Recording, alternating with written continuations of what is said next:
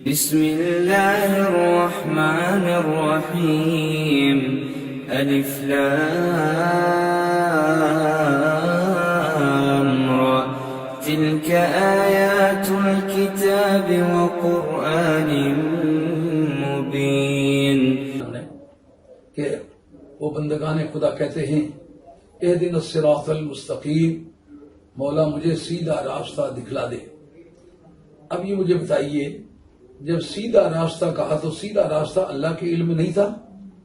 اب صراط الذین یہ اس کا بدل واقع بدل کل من الکل ہے، تو بدل تو ناویوں کی تحقیق میں اس وقت استعمال میں آتا ہے جب مبدل من ہو کے ذکر کی باوجود بات کھل نہ سکے، سننے والے کو سمجھ نہ سکے، جب نازل بھی قرآن خود کرے، نازل بھی قرآن میں ہو، اللہ کریم نازل کرنے والا ہو، اس کا منشا بھی رب کو پتا ہو، تو پھر یہ کہنے کی کیا ضرورت ہے صراط الذین انعمت علیہم، ان لوگوں کا راستہ مجھے دکھا جن پر تو نے انعام کیا۔ اس میں صرف یہ ریفرنس کوٹ کرنا ہے کہ کوئی بھی راستہ سیدھا راستہ اس وقت تسلیم ہوگا جب پرانے سیدھے راستے سے مطابقت کھائے۔ اگر وہ نیا سیدھا راستہ ہے، پرانے راستے سے مطابقت نہیں کھاتا، تو پھر اس کے لیے یہ بات کہنا انتہائی مشکل ہوگی۔ اب کوئی آدمی قرآن کی تفسیر کرتا ہے اور اس کا بیان کرتا ہے، ہم دیکھیں کہ اس کے قرآن کی تفسیر اگرچہ عربی سے عربی میں کرے، جیسا کہ آپ دیکھتے ہیں کہ سواطع الالہام عربی کی تفسیر عربی میں ہے، کی ہے فیضی نے، جو جلال الدین اکبر کے دور حکومت کا ایک وزیر ہے اور وہ شیخ خضر کا بیٹا ہے، اور جو جلال الدین اکبر کا سینئر آدمی ہے ابو الفضل اگر آپ ایک کتاب ہے وہ اس کی لکھی ہوئی پڑھیں، وہ لیٹرز ہیں اس کے اوپر سے نیچے تک آتے وقت ایک صفحے پر ممکن 20 مرتبہ آپ کو ڈکشنری دیکھنی پڑے۔ فیضی نے جو سواطع الالہام لکھی ہے عربی سے عربی میں ہے، اور پوری تفسیر میں نقطہ نہیں آنے دیا۔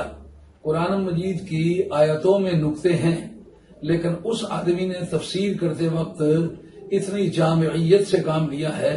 کہ پوری تفسیر عربی سے عربی میں لکھ ڈالی، لیکن کسی جگہ نقطے والا کوئی حرف آنے نہ دیا۔ ماننا پڑے گا کہ غیر معمولی بلا کا قادر الکلام عربی دان ہے جس نے یہ کارنامہ انجام دیا ہے۔ میری اطلاع اگر غلط نہیں ہے تو میں سمجھتا ہوں امت مسلمہ میں اکیلا یہ آدمی ہے جس نے پورے قرآن مجید کی تفسیر عربی سے عربی میں لکھی ہے، لیکن نقطے والا کوئی حرف نہیں آنے دیا۔ اب آج تک مسلمانوں نے نہ تو کبھی اس کا ریفرنس کوٹ کیا ہے، نہ اس کی تفسیر کو کبھی قبول کیا ہے۔ وجہ کیا ہے؟ اگرچہ وہ عربی ہے، اگرچہ بڑا عربی دان آدمی سے لکھی ہے، لیکن اس کی مطابقت صحابہ، تابعین اور آل بیت اور سابقہ ائمہ امت کی تفسیر سے نہیں ملتی، اس لیے اس کو قبول نہیں کیا گیا۔ تو اس کا مطلب یہ ہوا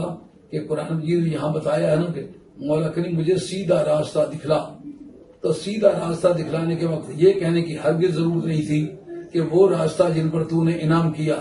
اس میں یہ بتانا مقصود ہے کہ جو میرے بندے اس راستے پر گزرے ہیں نا، جو اس راستے پر چل کے دکھائے گا، اس کی ہدایت کو ہدایت تسلیم کیا جائے گا۔ اگر اس راستے کو چھوڑ کے اور کوئی راستہ ہدایت کے نام سے تجویز کرے گا تو خدا کی بارگاہ میں قابل قبول نہیں ہوگا۔